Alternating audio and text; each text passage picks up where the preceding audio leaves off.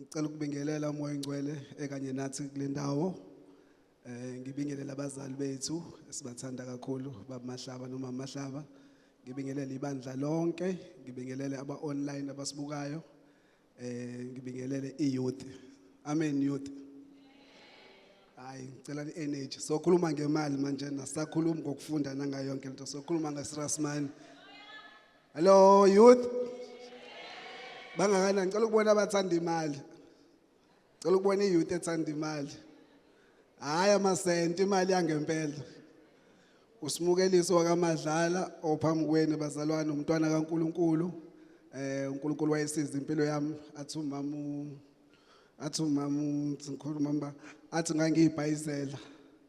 Nami ngangibhayiza ngangiyibhayizela nje nami emgaqweni ngihamba ngiyitshethi ngoClever ngiyazi.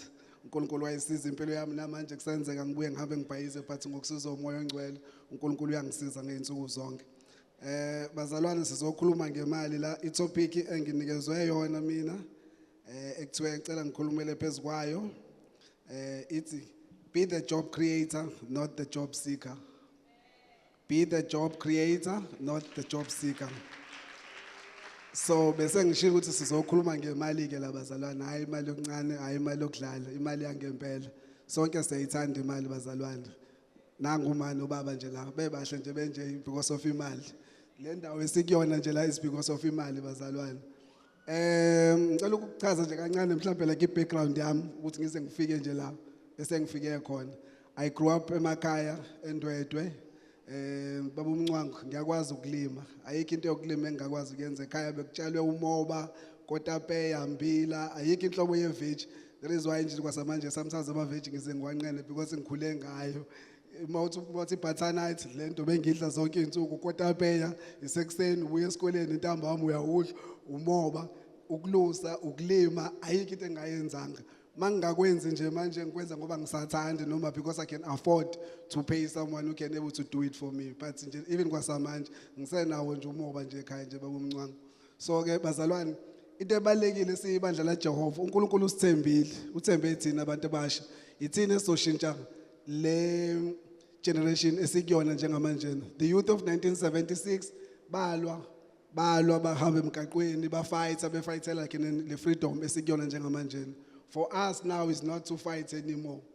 We're not here to fight anymore. It's economical freedom. We have to keep it in ebuqileni manje ubuqile sikubona ukuthi ipoverty singahlali kwipoverty bazalwane. Ipoverty nje especially thina singabantwana bakaNkuluNkulu akuyona nje into ekumele sisondele eduze kwayo ke leyo. uNkulunkulu usibusisile sinabazali abama leader abama mentor uNkulunkulu bamahlaba uhlale esifundisa ke la into eziningi ukuthi uzenzele. So sinezandla sinomqondo. The only thing esenza sihlukane kuphela is time. It depends how you spend your time. uNkulunkulu usinikezile isikhathi esifanele kini sonke ukuthi how do you spend your time ikona okwenza kusihlukanise nenilokho. Again as youth asilali more than 5 hours bazalwane no ways ngiyaphika mina nje u5 hours usuku usuwanele usuku usumningi mangisuke ngilalo 5 hours mamkhangile angikwazi vele ngilala late ngisuke ngibuka inkonzo sometimes ama service ala ekhaya ngize ngizumeke kusofa ngo12 ngiyakhuleka ngo5 ngiyavuka ngiyogijima ubaba uMncwangu nje uyazi nje sike sihlangane naye ihambisa amaqanda akhe ekseni eyodeliver ngo5 ekseni sothi ngiyogijima mina ekseni ngaleso sikhathi leso. So awulali you cannot tell me ukuthi ufuna ukuba imillionaire and then usakwazi ukuspend 8 hours ulale kuze kuphuma ilanga lize likushise einqini. Never. You cannot hell no rara nje focus on something else. Uyitshele nje ukuthi hayi mhlawumbe uzohamba uyoyifundela ama skills lawo ozowathola ube uthisha. Angazi ke ngoba ngisho nothisha ke nodokotela manje imisebenzi ayisekho bazalwane. We've always seen it. Isimo esiphila kusona njengamanje sishintshe kakhulu. Siyakuphoqa ukuthi ube neskill. Let me emphasize this. Ngiyacela abantu abasha sonke njengoba sila ngicela ukubuza mhlawumbe ukhona umuntu onekhampani nje la kubantu abasha othi nje nginekhampani ngicela phakamise isandla othi nje nginekhampani bawu2. Yeah, we have a serious challenge about 3. Okay, but we have a serious challenge. There's no way ukuthi anje bazalwane asinayo ikhampani. Sometimes awudingi ukuthi ube nekhampani because ngoba usuyazi uzokwenzani ngecompany. It's easy to register a company, you just need internet, you can sit at home, sinama phone, sinama iPhone, sinama tablet, sinama computer, you sit on your cell phone, you register your own company. It takes you less than an hour. You can register the website, CICP. More register corner, uzothola certificate se-company, uthole i-PPE certificate, uthole i-certificate saka-SARS. Usunale ke le company lapho. Even if you meet someone emgaqweni, usungakwazi uqala ukuthi wena udayisa amagwinya noma udayisa inwele noma wenza something. Because what is important, you need to professionalize your business at the same time. If business lakho alingafani business lakho nomuntu osemgaqweni, yes, you have to start somewhere. If I tell you njengami, I knew when I grew up ukuthi ngifuna ukuba i-accountant noma ngifuna ukuba i-businessman. Those are the only two things. Ngifuna ukuba i-CA noma ngifuna ukuba like a business person. Fortunately enough, ngicina ngaba i-CA, but I completed my accountant. I was a cost management accountant. But ke bengihlupha nje. My first business I registered, there was ngisase tertiary. My first company I registered ngise tertiary because I've seen an opportunity. Ngise tertiary, you getting your allowance ekhaya mhlawumbe ka 500 rand ekhaya ngenyanga. Awunayo imali enough, that money is for you to provide ukuthi nini ukwazi ukuthenga into okudla. You need money for spending, you need money ukuthi uthenga into zogqoka. Uyasazi isimo sasekhaya sesinjani. There's no other way. I registered the company through with a friend of mine. Ubaba wakhe wayine construction company from Eastern Cape, a big company. So I wanted to learn from him because yena ubenokusebenza nobaba wakhe. So ngathi ngizoregister company nawe soba uthu mina I was in student politics. So I've seen a lot of opportunities eRes ngihlala la. Ngangidayisa ama t-shirts, ngidayisa ikwama, ngidayisa like ama track suits ke eRes. That's where I started to make my first money ngiseRes ngisebenza ngi-student through that company. While in Res, I remember my first project and I told I was supplying end up supplying even uMaspala ukudla. Maybe nama event. Lapho angazi lutho ngokudla angipheki, but there was a lady wayne a company eketharisha ecampusini. If uMaspala befuna ukudla kuzoba nama event ngiye kuyena usisi lo angikhothele ukuthi ukudla kwimalini ngi-add up imakhaphi yami ngihambe ngiyokwenza i-concession. Ngithola itender ngimthatha ahamba yodeliver ukudla lapha without me cooking the food. That's why I started looking in my tertiary. So, yangisiza nje leyo nto leyo, ngakwazi ukuthi ngikwazi ngiyiphilise, then ngenza imali. From there, ngaqhubeka ngahamba ngayosebenza. I've been working at bank in my whole entire life before ngiqala ukuyisebenza. I work in 4 different banks. Bengihlupha. All the managers bengisebenza kini now. Babesho bethi wena yeka hamba uyoyisebenza because you don't belong here. As much as yes, I was very much umsebenzi ngiwenza because I was in the sales. Ama-sales ke kwakuyinto yami ngiyakwazi ukudayisa mina ngakudayisela ngisho le mic le nge-1,000,000 ungayithenga nje le mic nje nge-1,000,000 ngikuchat le mic le yenzani ikhiphani into ongakazi uyibone and end up believing ukuthi le mic le izokunika leyo nto leyo. So I was in good in sales. So for me ngakithi mase ngiqedile ukwenza into engiyenzayo then I had to focus ukuthi ibhizinisini lami ngezinto zami. But ke now they need you like ukuthi ube la from 8 up until 5. You need to be productive. At the same time, labo ufuneke iselfone yakhe ingekho. Nginama document engiwafakayo. Nginama projects engiwafakelile lapho. Kufanele uhlale ngithatha ifoni.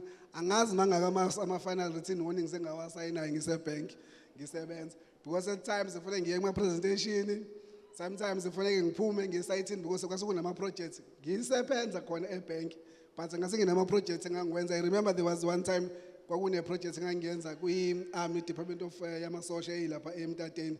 Ngacela ngebreak nje ngathi ngicela ukuphuma kancane ngelunch yami ngathi ngicela uku-add noma i-hour elodwa ngathi ngizofika ngistakhe kwi-traffic lapha nama-truck kwaze kwashe phela usuku lonke ngistakile lapha mangibuya emsebenzini ngibuya nje sekuthiwa hayi wena usu-out nje usuphumile nje la bayaxosha.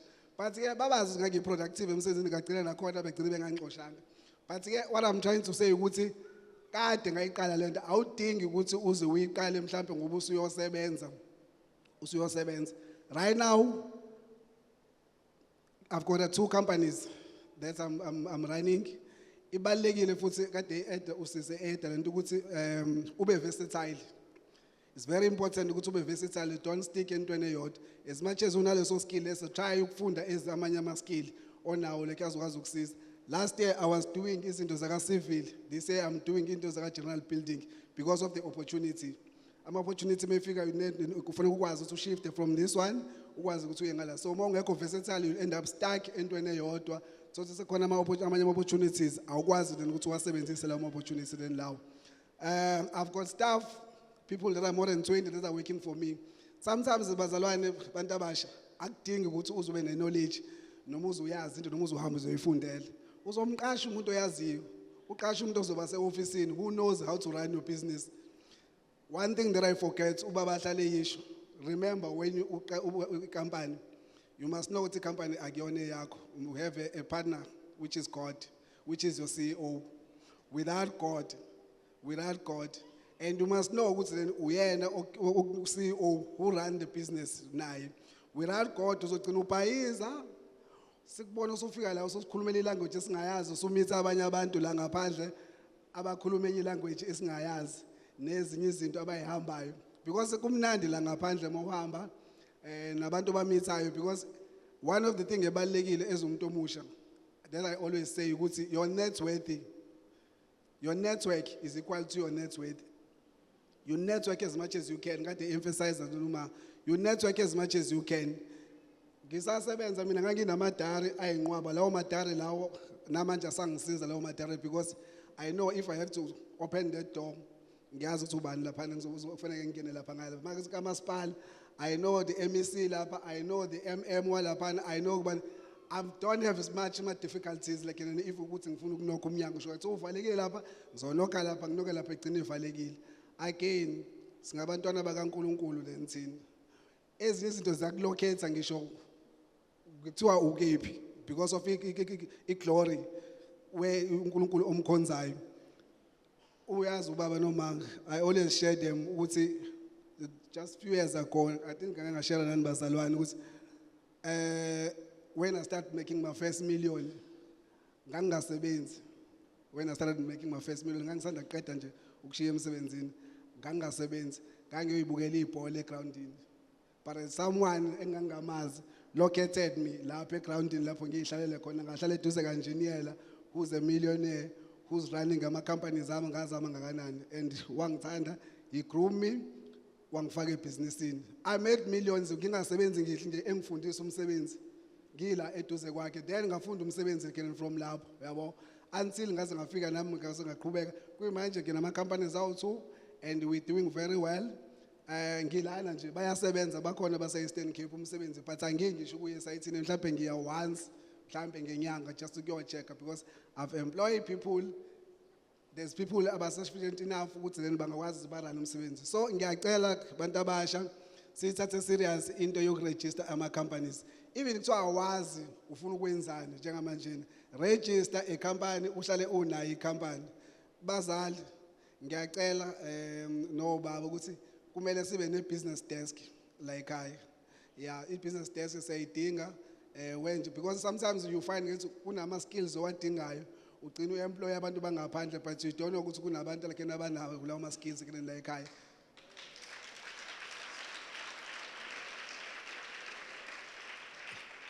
Ufuna engineer, ufuna safety officer, ufuna site manager, baningi abantu esengibaqashile.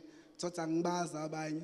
Thothi mhlawumbe umunye ngiyamfonela because ama referral ngibuza mhlawumbe some other contracts ukuthi ngidinga site manager, ngidinga safety officer, ngidinga umuntu ozona. Thothi ukhona umuntu ozomqasha mhlawumbe for 2 days.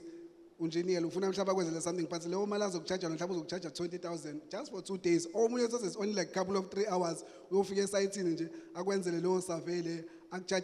So you already sunemali. So ama skills ennawo lawa amancane ngawathathi kancane kinene. But what's important is to professionalize like in company yakho and make sure ukuthi icompany yakho izinto zakho zihlale zi up to date. Manje zi up to date compliance. I'm talking about the compliance. Compliance is very important. Once you register your company, you register your SARS, kunama body which is also depending ukuthi then ke which field ufuna ukuya kuyona. If you want to go to construction bakhona or CITP, which is you choose ukuthi then ufuna kuphi ufuna ukwenza and then when you register uhlale ucompliant. Kune database ubakhumalo uyayazi database which is a most government department bangena kuyona wesibese kube checka khona icompany yakho ukuthi iyenzani. Lo database register nje wonke ama details akho necompany yakho nama skills ne experience nama accreditation yonke into enzayo. So whenever befuna ukuchecka icompany yakho ba-check-a lapho. Kunama websites or e-tenders, once uregistile u-compliant usunazo izinto. Kunemsebenzi ekhona eminingi ka-e-tenders, which is uyazama ufake, unetwork. One day you'll get something. I promise you, one day you'll get something. Thina we are Kingdom Investors. Inkosi uSolomon yacela into eyodwa like wacela ukuhlakanipha. But uNkulunkulu wambusisa ngewealth, wambusisa nangakho konke like but wayeceleni ukuhlakanipha nje kuphela. So since isilana siyayidinga lokuhlakanipha, sicela kuNkulunkulu sicela usikwazi usinikeze ukuhlakanipha ukuhlukanisa okuhle ke nokubi. uNkulunkulu uyasandisela uzokwandisela nokunye ke ngaphezulu. So into emali bazalwane abantu abasha inganithusi, we are the generation, we need to change this world, we need to change isimo sempilo yethu emakhaya ethu. We are the generation that need to break the curses emakhaya ethu, the generational curses. If ukuthi akaze kube khona umuntu oyimiliyoni noma oyibhiliyoni kuzoqala ke ngawe, it's possible, akudingi magic. uNkulunkulu kukhona, uNkulunkulu esimkhonzayo akukho ngenakho. I always say this again, isiliva negolide lingekaNkulunkulu. Ayikho imali elandwa inyoka ethizeni noma ubani noma isiliva negolide laNkulunkulu, ingcebo engakaNkulunkulu. So if uhlezi enyaweni kaJehova umkhonza uNkulunkulu, I bet you there's no way that you cannot succeed. There's no way, and you put God first. Again, remember, as much as you run your company, kunama fees owakhokhayo like la. You pay those bills, you pay your taxes, you pay your VAT 15%. You also need to pay your 10%, which is you need to pay to God, which is your CEO.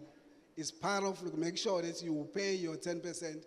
I always, sometimes, some of my business partners, I'm doing a project and I am not using my company, I'm using a company and out of that money, 20% la uyahamba, 15% is VAT, 10%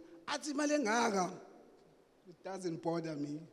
It doesn't bother me anymore because ngisuke ngazi sekugcineni lo msebenzi lo nguphiwe uNkulunkulu. Kuthi malini engithatha engiyisa kwetshondle kaJehova because ngiyazi konke nginakho ngikuphiwe uJehova. So ungalinge nje ucathi uhlale phezulu kwemadlana encane lakhe engekho, akuyona yakho lo mali, imali kaJehova. Imali kaJehova letha nje kuJehova okungokwakhe njoba kunjani ngoba kunjalo. Ungashingisha isente ngisho elincane. So once you are faithful kuNkulunkulu, uNkulunkulu uzothembeka kokuncane kuNkulunkulu and uNkulunkulu uthembeka kokukhulu ekene kuwena. Uzokwandisela, uzokunezela. You end up ugcine sometimes ugcine kunama offers owathola ngisho kwasawena thothi like awa-applyelanga, you just ping nje ufonele umuntu athi nginomsebenzi then for wena lethi into zakho then lana. Those opportunities ayafika bazalwana, it's not a miracle. Adinga ukuthi kube ukuthi ubani. You do get those offers. Amanye wanqabe because amanye uyabona ukuthi azocompromise ivangeli lakho. I know it's hard sometimes because you can be offered the opportunity to announce umsebenzi ka 10 million and you are going to make money, but as long as you know it's going to compromise ivangeli lakho, uyawunqaba lo msebenzi lowo. I've been rejected those offers as well because I don't want to compromise ivangeli lami noNkulunkulu. So ungathatheki la ngaphandle and then ubone nempilo ku social media nabantu impilo abayiphilayo la ngaphandle ufuna ukufana nabo. Be inspired, but musu kufana nabo. When you can be 20 times more than them. You can be 20 times more than them. So, le mpilo nje sibonayo la because uzothatha imali kaJehova la, uNkulunkulu ekubusisile, sikubona usuhamba la, usuphopha ama champagne, uphila la ku social media la ku Instagram, niyazazi abantu abasha, musalo kwenze ngathi angiyazi lento engikhuluma ngayo. Niyayibona lezi zinto la ku social media ku Instagram le enhlala kubona. Use your social media for something that is profitable for wena, that's going to benefit you. Not yonke lezi zinto esibonayo. Thatha imali kaJehova uyibuyisele kuJehova, uJehova so uzokuphinda akumultiplyele akwandisele. So the main thing what I'm saying bazalwane, nani bantu abasha ningakusabi ukuba successful. There ayikho into eyimiracle as long as uhlezi kuJehova, anything is possible. uJehova uyakwazi ukudinga inhliziyo yakho. uJehova uyakwazi ukudinga inhliziyo yakho. Isimo sasekhaya, isimo sakho sizoshintsha wena. Ngiqeda ngisanda kwakhela nje uma wami nje umuzi omuhle ngamlungisela leni wona, wazwasha umntana wami wazi wangithatha wazi wangizakhela umuzi engathi wasemhlanga, sengifile ngathi ngihlala emhlanga because I know lokho engikona manje imkhuleko yabazali bami. imkhuleko le abayikhulekayo every day. Abazali bethu ayikho into abayikhuleka bakhuleka every day. I know mama akalali ngisho ngo12 ebusuku uthi uyakufonela. Uvukile asikhuleka sithandaza ngo1 ngo5 nomnini uyakhuleka non-stop. So some ama benefits esiwatholayo manje uhlala yisho ubaba lento. Amanye ama benefits njengamanje imkhuleko yabazali bethu abayakhulekwayo. Thothi wena imkhuleko yakho ikhuleka manje awukaqala ubenefits nothing. Kusayile yamkhuleko leya ubukhulekelwa lekeliyona umzali wakhe engalali ewevuka kene nawo. So asibajabulisa abazali bethu besaphila. uNkulunkulu usinikezile ingqondo, usinikezile amehlo, usinikezile izandla. Use what you have. It's so much easier bazalwane. If udinga usizo sikhona like njengoba ngicelile abazali ukuthi siyacela ukuthi basivulele kube khona i-business desk lapha. There's a lot of guys abanye sinabo like le nkonzweni engisebenzisana ngisho nabo abanye obaba uMajosi bakhona obaba uNqumalo nabo mangidinga something enye information kubona. But if kune database kunabantu lapha even ama skills abanawo umuntu ene company lapha uyakwazi okay awuthi ngiqala enkonzweni kuqala ngibheka ukuthi akekho yena umuntu onalento enkonzweni before uye ngaphandle. But if we say nabantu abawu3 aba-register ama-company, it's not going to be possible. We're not going to be the millionaire. We need to be our investors of this church. We need to be the kingdom investors. It's always pain me, bazalwane, sometimes, okay, I'll say this, no bazali be otabeko. Oh baba lela sometimes thothi kuzoba ne-conference noma kuzoba nani becela bencenga bazalana siyacela siyacela sihlanganise si-ede ukuthi nokuthi kuyashoda kunokuthi. It's always pain me. uNkulunkulu usibusisile leli bandla leli abazali esinabo abalali, they pray for us. I believe there's so many of us that we are blessed in here. I believe ukuthi uNkulunkulu baningi businessmen afuna ukuba producer nabakhona la, some of them abakayiboni mhlawumbe potential, but since sikhona we can able to assist them. Those are the things we need to tap on bazalwane. Makuthiwa kuzoba khona function la ekhaya sibangisane, mina ngizosasa lokhu, mina ngikwenza lokhu, wena kwenze lokhu. Baba kubhlungu mekhona la babuthabethe waze wacela. Kanti iBhayibheli lithi abanenhliziyo zabo. Exactly. So we are the generation who's going to change the situation like ekhaya. Abantu la ngaphandle banikela emabandleni abo we bengadli lutho. Bedli lutho, angifuni ukwabiza lawo mabandla ngegama nani niyawazi. Bathengele abafundisi babe imoto ezibizayo engaka, babathengele imizi, babanikeza imali engaka. Some of them find it's ama drug dealers, but they invest like on the church because ilabo basuke beclean khona ndeni imali. So let us not be the church. I beg you, bantu abasha, angisangeni kubazalwane, ngikhuluma nani abantu abasha because we are the generation esoshintsha kule simo. We are here to help one another. We are not here like to brag and show off, but we want to inspire you so that you guys can do better than us.